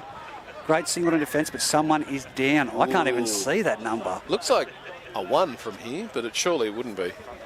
Front row. Number 10, which is Garness. I got the 1 right. No, John Douglas. Might have been a head clash. John Douglas. Well, it takes a lot for that man to go down, I can tell you. Bailey wouldn't have felt a head clash. That's rich coming from you and I up here. Honestly, from you and I to say someone, He dropped one of my catches at slips, and I'll never let him forget it. Oh, really? No, it was an absolute sitter. Then the one he took off someone else's bowling was a screamer. He's been really good. In fact, there's been a really good 1-2-3 punch from the Muswellbrook Rams every time they're coming out of their own deep territory. Yeah, but it's the flattest football I've seen. And it's 30-16, 13 minutes to go on the clock with time out at the moment due to the head injury. Oh, well, we were suspected head injury. We don't know, but to John Douglas. It is disappointing because I was saying at the beginning of the match, if you're Rosberg, I think you would challenge your players to say, this is a semi-final for us. Let's play like it's a semi-final. And if they went out into a final against either Denman or the Thoroughbreds, the way they started this match, the game would be over after 20 minutes. Yeah, look, this has been the flattest I've seen. Even when I went down to the referees at half-time to give Tyrese his microphone, I said this is the flattest game of football from both sides I've seen. And they really need to lift it an extra notch And don't forget, Singleton next weekend, they've got nothing to lose. They could come out of the barriers next weekend after playing this level of football, what they did in the first half, and cause an upset next weekend. Who was Singleton playing next weekend? Yeah, now you put me on the spot. I'll have a look. I hope it's the Aberdeen Tigers, because it's always great between the Tigers and the Greyhounds. I'll get back to you. All right, so the Rams take the ball up. They're on their 40-metre line, and they're sweeping it out the back line. And once again, he's kicked it forward, and we've got a dribble forward. No, somebody's put it down. The players are just playing on. The referee said, thanks, boys. We're going to scrum it down again right on the halfway mark, and the Greyhounds are going to take the feed. And loose head. Do we still get a loose head these days? You were right. It's Aberdeen versus Singleton next weekend. Well, that's, and this is a game for pride. And there's a lot of pride in both those clubs. And there's also a lot of fire. A lot of history between those two teams. It was one of the best games that I love is Aberdeen and Singleton reserve grade. Yes. And like I said, they're now playing for their final spot. Yeah. There'll be no prisoners taken next week. Where's that at Jefferson? Aberdeen, yes. At Aberdeen, all right. McKinnon. Well, they write Jefferson on their website. I don't know. I can't tell you. It's McKinnon Oval, Jefferson Park, the whole thing. So, and now it's Singleton with the ball with some great play, and it's been put down by Toby Denyer there, the Singleton player there. It was young Green. Now it's on to John Douglas. He's back up and running. He definitely didn't have a Victor Radley from last night. He's running the ball forward. It's played back. Jerkins at dummy half. Goes to the left-hand side to Solomon. This could be a try here. Oh, no, it's bumped off. Is that Luke Gardner with the ball? Certainly running like Luke Gardner. No, Luke Gardner's on the left-hand side here. Whoever that is, that's Ethan Andrews, will kill us. Now it's John Solomon again. Towards the uprights. Played the ball back, last tackle, goes to Solomon. He spun it out wide. That looks like Jake Smith out there. That's going to be too deep. Surely. Too deep. Pretty much hit the tray lines. As soon as it come off the boot, just too much energy and momentum in. Good enterprising attack from the Greyhounds there, but patient defence from the Rams. That was better from both teams, actually. Get back and play it again. Well, no, as long as his players are onside, he can tap it. Now it's Ethan Cridlin taking the hit up, and he's running to the forwards. There's nothing of him, but he'll have a go. Great tackle wide, young Jerkins. I've liked watching him play this year as well. Now comes out to this blind side. Dom Cooper having a hit up for the winger. You're right, though. I can see plenty of players being rested, and that's what I'd do if I was a coach, but... Button from dummy half comes the blind side off to Bailey Ellis. He turns it back into Toby Denyer. He goes back into where the markers were, and they were still there. But he's still moving forward with John Douglas putting him to the ground. The downside, of course, is do you lose the momentum by giving players a rest, because sometimes it can be hard to get things ready.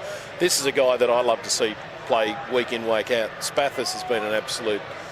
dynamite. He's been sensational for the Rams tonight. Now it's a flat ball from Grew, gives it on to Bailey Carter. He's charging forward. He's gone through some Singleton plays, but he's brought down 25 metres out from the try line. Goes to the short side. It's with Geordie Mulheron. Give it. He does. He gives it, and it's a forward pass. Not a night that Geordie Mulheron will look back as one of his favourite games of football. No, that's true. And the Greyhounds, we're at almost the end of this match, and they're going to go down in a season that's been disappointing. But you know what? They're still turning up in defence, and they're scrambling. They're not letting the Rams have it their own way. So I think they should take a fair bit of pride from this performance tonight, the Greyhounds. And I hope they find a few players and, some others next year to be able to bounce back. They'll be back next year, don't you worry. 30-16, 10 minutes 30 on the clock remaining. They'd need... It'd be great if they got Harry Reid back. They missed him this year. Yeah, tell me about it.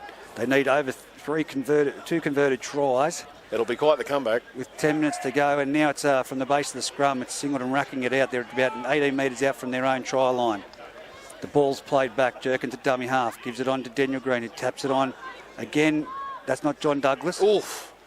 With some solid defence by finishing him Denyer. off.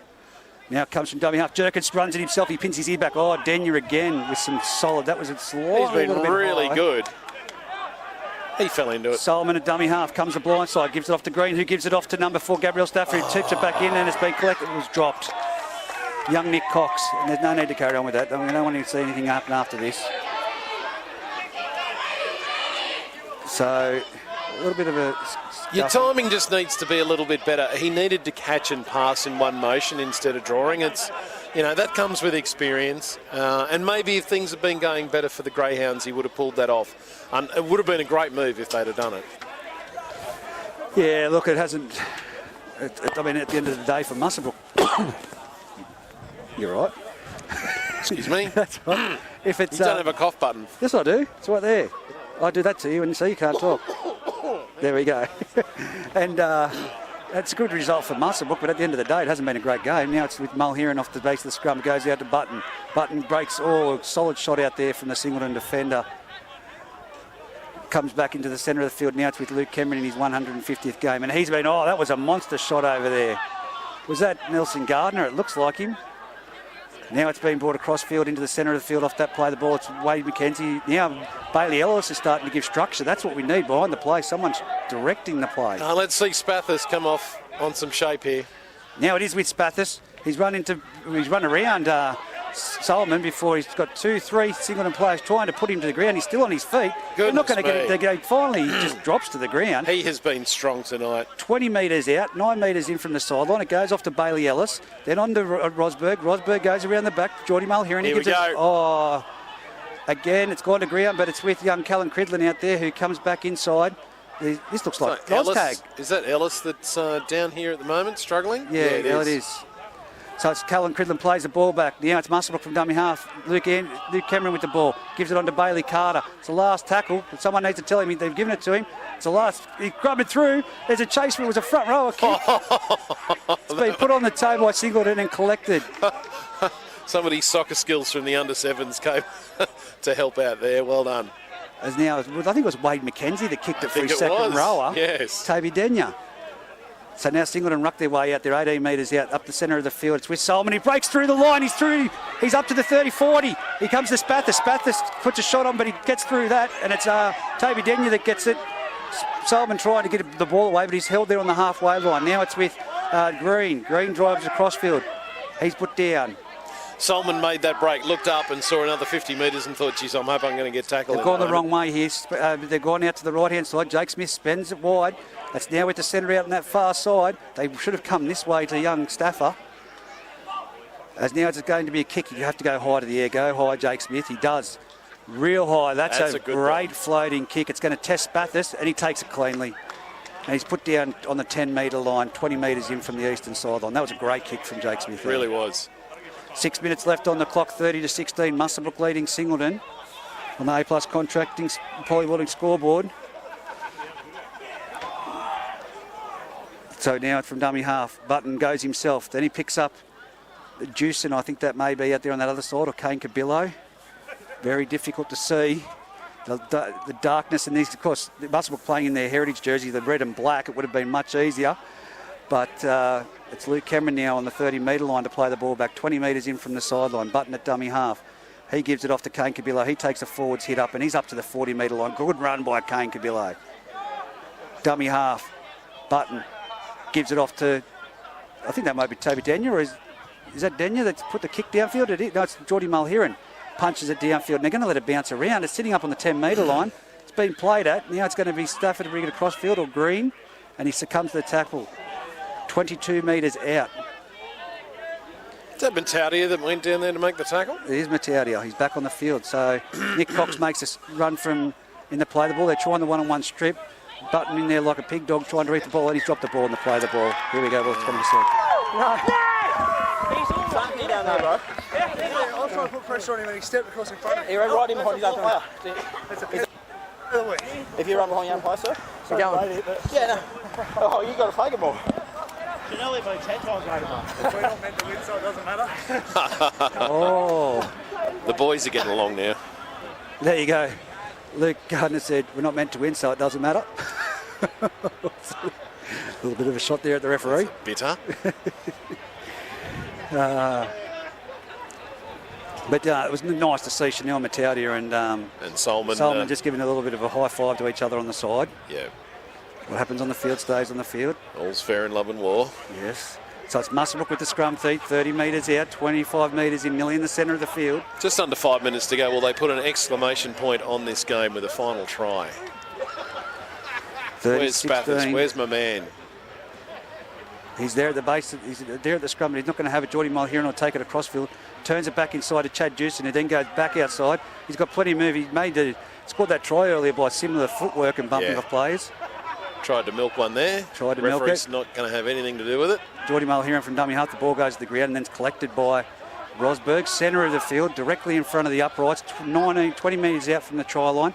Come right. Here they come. Goes to Chanel Mattiati. He winds up. Oh, good collision between him and Nelson Gardner. But Nelson Gardner has knocked himself out cold there, I believe. There's a greyhound who's not well. Time out.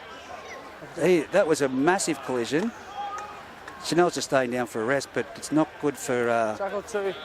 Nelson Gardner. He went in there for the massive shot and has come off second best. Yeah, I think he picked up. Did he pick up the hip or the shoulder or something like that of Mattaudio? He just shoulder. It's just an unfortunate collision that you're going to get in this particular sport. He definitely didn't get.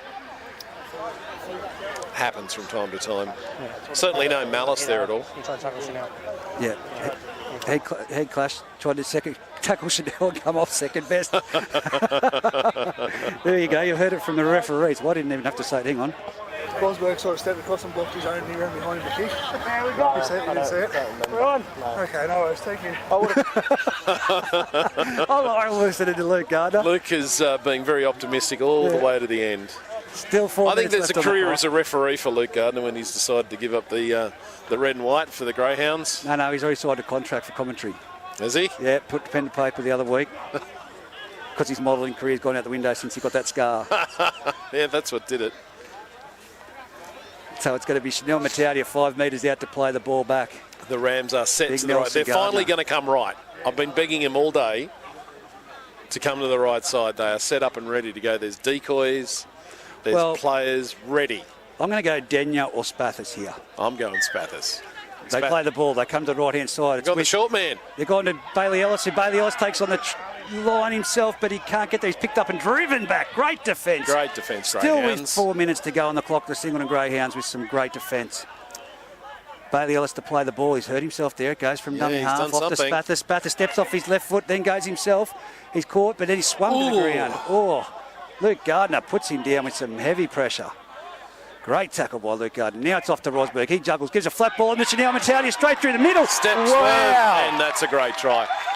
Chanel Mattaudio's gone through 3 Singleton plays, but it was just a great flat ball. He wound up from 20 metres back he ran. Yeah. Look, got on the 10-metre line. I would really like to see the Rams keep that one in their back pocket, because that's a move that a lot of teams would struggle to be able to stop. A guy that big who has the ability to step and swerve and spin.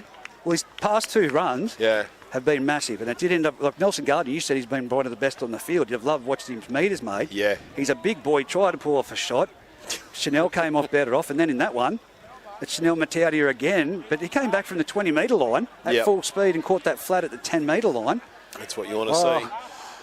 Not looking If good you're for a young fella, you would have been standing there with your legs. young wobbled. Ellis has come limping off and is now sitting down. Like I said, you rest players. You do. Yeah, you should. Looks like Adam Grew is off as well. And you've got Moffat, who's been off for most of the second half. Yeah.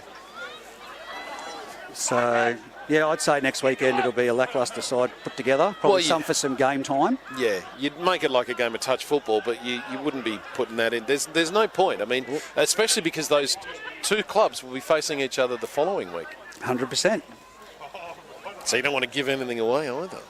Yeah, but look, pretty much, you know, there is a lot on the line when it comes to club pride, but when you're coming into a semi-final and you've got to play the same team next weekend, mate, I'm coach, I'm resting 6 or 8 of them. I would, yeah. I could definitely name Some a few players. Some of them do need some game time and ball in hand and better execution, but, you know, you say, does that impact their game? No, they can have 3 training sessions the week after and just put the ball through their hand, run against their reserve grade side. The Spathis moves in, kicks the ball from 10 metres out directly in front, takes us to 36 points to 16 with 1 minute 46 remaining on the clock. It's a shame the Rams don't have an 18 side that they could bump up to reserve grade next week or something like that to be able to help out. I thought you said Pete Cooper's got 2 games in him. Oh no, Pete Cooper, he'd be starting front row next week for first grade. Why not? If it's his last game, Go out in give the him blaze of glory. Give him the opportunity. But as you said, Wade McKenzie, Grew, Ellis and Moffat off the field down here at the moment. But Singleton, by far, were the best side in the first half, and Solomon did a fantastic job. Yeah. It's only when he went to the sin bin. So it's been kicked down deep. That's with Chanel Mattaudio. He's wound up. Look at him run. Oh, great tackle. Who was that underneath? That was Matt Garness. Chopped him down. No, Ethan Andrews has taken him down. Ethan Andrews chopped him like a lumberjack. Great run. And there goes Dom Cooper.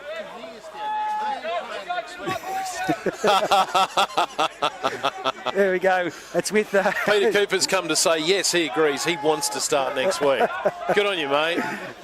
He's on the halfway line. Denya plays the ball back. Sends it out with Button through to Grew. Grew on to Geordie Mulher. And a chip over the top. It's been charged out. Play on. Solomon with the ball. Oh, he could have gone himself. Now it's with Spathis.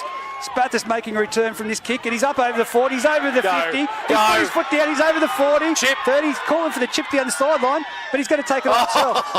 Great effort from the fullback, who I think might have knocked himself out. No, he's moving. He's moving. He's down. But they're calling for a quick play. The ball's going to be timeout called here. Let's see what's said. So I can't see that. That's Green's gone down in the back play there. Good ear, sir. Hold here. There we go. Spathis, what a run. That was, a 70-metre run there from Spathis. Time back on. Dummy half goes himself down the blind side and kicks it. And it's been, collar there. But it's a try. Is that a try to Muswellbrook in the final dying seconds? Put the thing up. Let's see what we've got. No, we've got nothing at the moment. He's too far away from us, is he?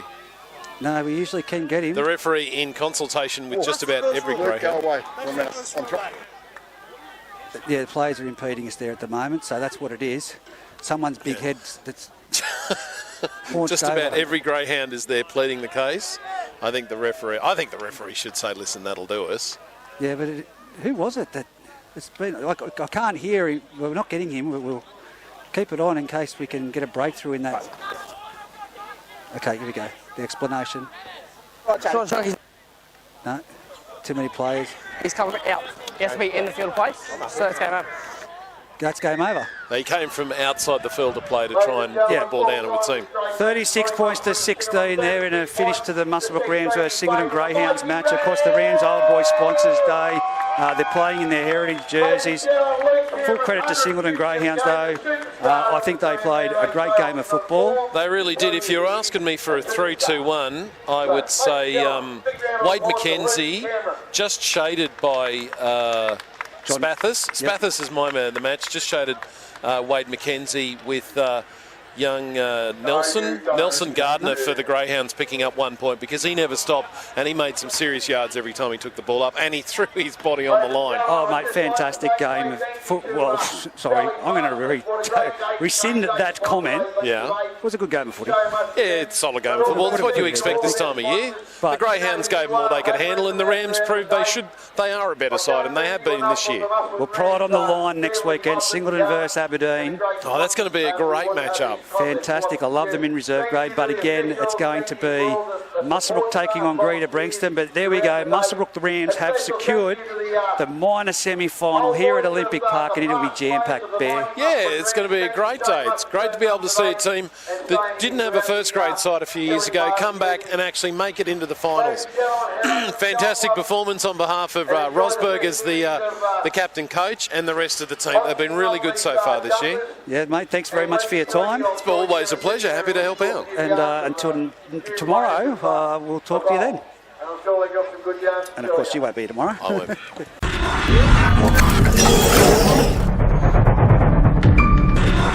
won't.